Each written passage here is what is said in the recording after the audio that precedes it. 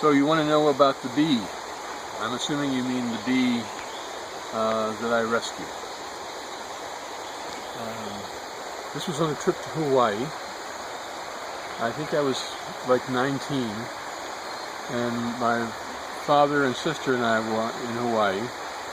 At that point I was enough of a hippie and had enough hippie habits that my father looked askance at me.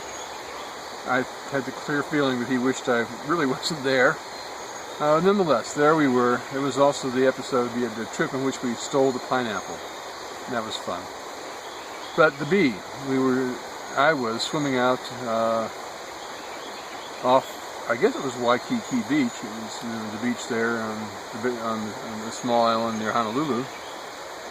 And I was out pretty far, and I saw this bee struggling in the water. So I just put my finger under it and lifted it up so it was sitting on my finger, and then I side-stroked back to the beach and walked up on the beach with this bee, and I was showing it to my father.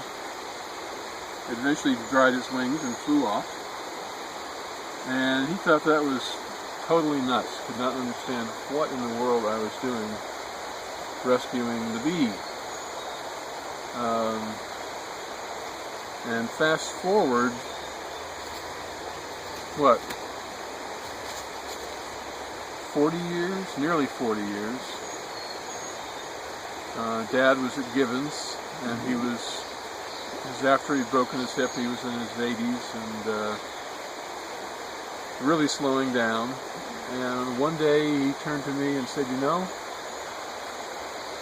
I understand now about the bee. We hadn't spoken of it since it happened. And I immediately knew exactly what he was talking about. And I affirmed that, but this is a regret that I've had. It was certainly an opportunity to talk about that, and I